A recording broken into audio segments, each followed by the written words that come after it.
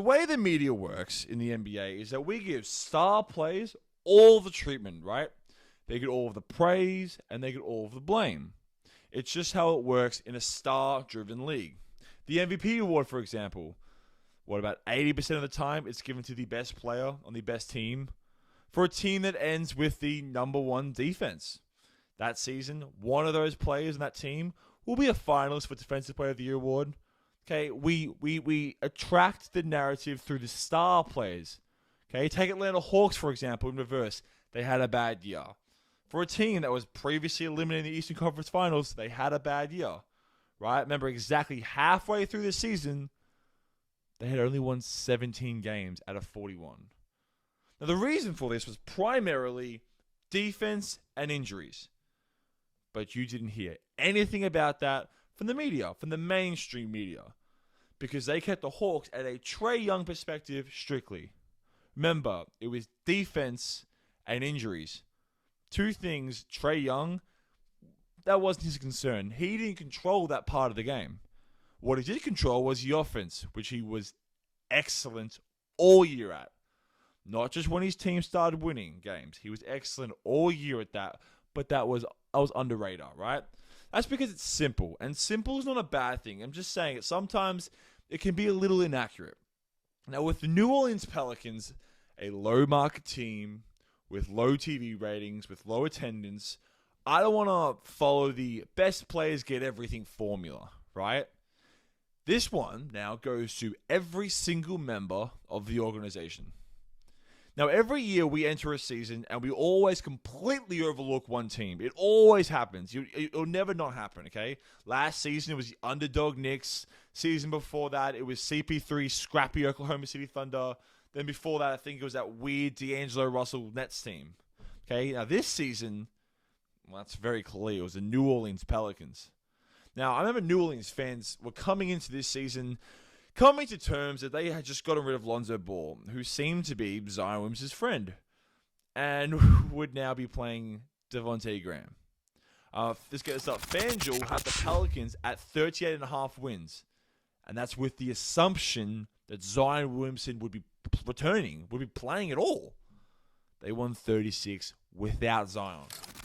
That story alone has caused more distractions than half the teams have faced in the entire league all season. You add that with a rookie head coach, a devastating start. I've seen stronger teams mentally check out after facing less. Okay, they made a risky splash by trading TJ McCollum, giving up a first-round pick, and which in the meantime, which was supposed to pay off next season. I remember CJ strategically revealed that Zion never texted him strategically. And then JJ Redick jumps on and calls Zion detached. Well, even today, there has been no official word about whether Zion Williamson will actually not even return, will debut. How funny is that? The Pelicans have they haven't released it yet. They released promotions for next season to the season ticket holders without Zion's name in it. No mention of Zion. I mean, the one consistent thing about this Pelican season has been the storm that just won't go away. Now, how crazy, I still can't get over that. He is still marked today as to be determined, Zion Williamson. He could come back any day, you know. Now, the amount of outside noise is always going to be a factor in any sports team. And this Pelicans team went through thunderstorms. To keep it NBA, a reason young guys maybe don't flourish with LeBron James just as much is because of the media frenzy that follows him.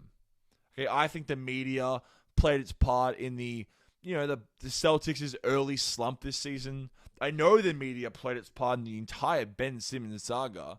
The media is going to play its part in the upcoming rift between Donovan Mitchell, Rudy Gobert, and this whole Jazz, drama. Simple, right? Loud noise, intrusive questions, things get twisted. You just need one thing to slip in and make one player crack, and before you know it, the boat's flooding with water. So to go back to the best player solves everything, the best play gets everything formula, Brandon Ingram. I have to show love to the captain who kept this boat afloat.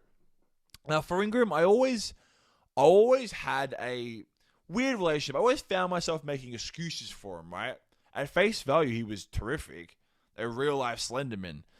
There was many comparisons with him and Kevin Durant at one point. He was one pull-up away from being a top 15 player in the league easily. I mean, how many people can you say that for? It's a very, very big ask to have a pull-up jumper. Then there was that weird Kobe Bryant rookie season. He was having shooting slumps that made you question if he even deserves being in the first round. You know, if his kid belonged, let alone lottery. He then gets labeled as a really bad nuisance type of young guy because he tried to punch Chris Paul. And yeah, it didn't help that he was traded by LeBron James. One of the gazillion players traded by LeBron James. Even though the real reason was because both guys need the balls in their hand, and I mean, you only get one shot at getting Anthony Davis. You know, put everything on the table for that. But then he was in New Orleans. He had that really forgettable season, that second season where he wasn't an All-Star. And I called that just the problem that he had a relationship with Stan Van Gundy that wasn't ideal. Okay, I kept making excuses. And all these things, they were not great situations to succeed, but if it's not clear already, Ingram is definitely the most valuable player coming out of those old Lakers lottery picks, right? Out of the Julius Randle pool, out of the Lonzo Ball, Larry Nance, D'Angelo Russell. Then today should answer that question. Okay, this Pelicans team, they rode it out. And even if they lose the next 3 games, which they most likely will, I mean, they are versing a great Suns team. A team that won roughly 75% of its games since the infamous bubble. Okay, that's something we need to celebrate. So it's time, the media, we showed some love to the New Orleans Pelicans. 3, 2, 1. Here we go!